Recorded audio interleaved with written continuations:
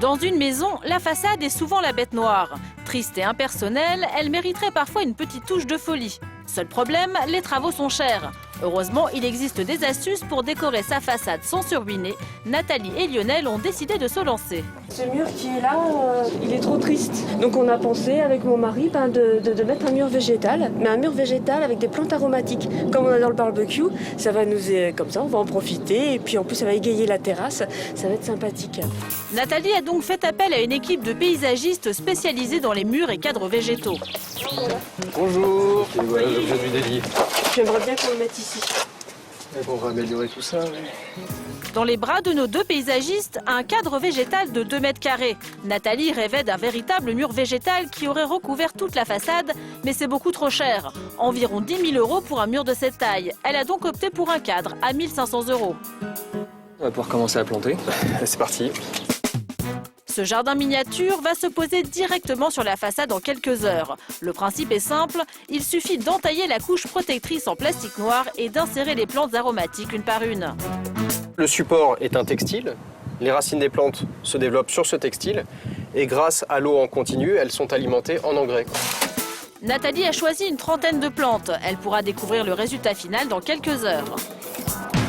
À 500 km de là, dans le sud de la France, une autre façade est en pleine métamorphose. C'est pas mal, Guillaume. Ça vous plaît? Ouais.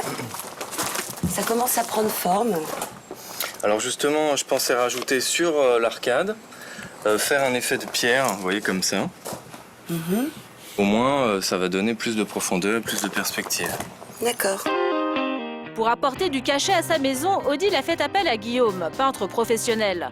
Il a commencé à travailler il y a une semaine. Quand il a débarqué, la façade n'avait rien à voir. Un simple mur blanc neutre et impersonnel qu'il s'est empressé de transformer en une fresque originale et colorée.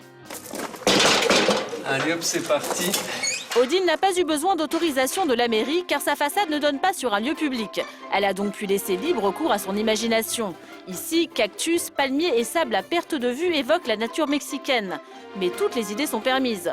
Seule contrainte, utiliser de la peinture à l'huile pour une résistance aux intempéries optimale. J'utilise de la peinture d'artiste en tube qu'on utilise pour les tableaux, donc c'est de la très bonne qualité qui va passer les années, 20 ans avant de changer de couleur. Guillaume a enfin fini les dernières retouches, il n'a plus qu'à montrer le résultat final à Odile. Voilà, là c'est bien. Waouh, sympa. C'est superbe. Ça vous plaît? C'est magnifique. Quand les gens arrivent, ça peut leur donner envie de traverser le mur et de rentrer dans ce paysage. C'est vraiment ce que je recherchais. Voilà, je suis très très contente. Odile peut maintenant contempler le désert mexicain sans quitter son jardin. Coût total de l'opération, 2 400 €. Des idées originales pour embellir nos façades, Daniel Martin n'en manque pas. Cet artiste unique en son genre sévit en Vendée, dans un quartier des Sables d'Olonne. C'est un quartier très amusant, un très très vieux quartier avec des petites ruelles. Et puis j'ai eu l'idée de décorer un jour avec des coquillages. Ce n'est donc pas pour rien qu'on la surnomme la Dame aux coquillages. Depuis près de 15 ans, Daniel décore bénévolement les façades de sa ville avec des bulots, des moules, des couteaux ou encore des huîtres. Même sa propre boîte aux lettres y est passée. Et je me suis dit, je vais faire une bouche avec du ciment. Puis après, vite, j'ai collé les coquillages pour faire des dents. Je commence toujours par les yeux. Et puis c'est parti, cette boîte aux lettres, je me suis beaucoup amusée. Le dernier chantier de Daniel, la façade principale de ses voisins. Bonjour, on descend, on va à la plage ramasser des coquillages. Jean-Paul, Anne-Marie et leurs petits-enfants sont mis à contribution. Ce qui est bien avec Daniel, c'est qu'on évite la corvée de magasins de bricolage. À la place, une bonne balade sur la plage, beaucoup plus revigorant et économique. Ah oui, tu sais ce que c'est ça? C'est des couteaux. On va faire les montants de la fenêtre avec ça. Ouais? On va faire comme ça. Ouais, tu vois? Il faut toujours avoir le nez par terre. Tu vois, ça c'est des Vénus. Ça c'est des Vénus, ça.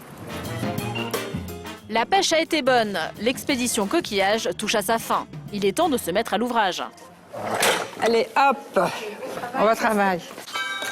Avec juste un peu de colle à résine et un racloir, la magie de Daniel opère. Sous ses doigts de fée, les coquillages se transforment en nuages. Les moules deviennent des oiseaux. Son inspiration est sans limite.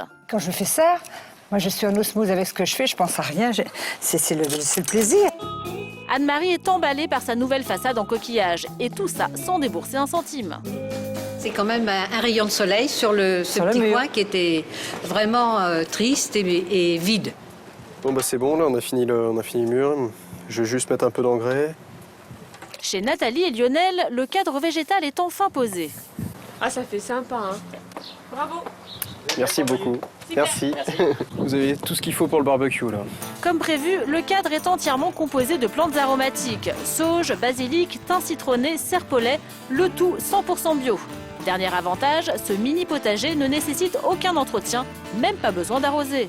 Alors l'arrosage se fait automatiquement. Vous avez une petite minuterie en contrebas du mur végétal qui permet d'avoir 4 fréquences d'arrosage par jour. Vas-y, sors-toi. Pour fêter leur nouvelle façade aromatique, Nathalie et Lionel ont invité quelques amis à un barbecue. Ça sent bon, ça. L'occasion de déguster des grillades délicatement relevées par les herbes du jardin. Apparemment, c'est un succès. Et chacun assaisonne comme il veut. C'est chouette. Oh, c'est bon avec la menthe. Ah ouais, j'aime bien, moi. Ah ouais. Même si leur façade n'est pas totalement transformée, Nathalie et Lionel ont au moins gagné de quoi cuisiner toute l'année. Conclusion, grâce à toutes ces astuces, on aurait tort de se priver d'un bon ravalement de façade.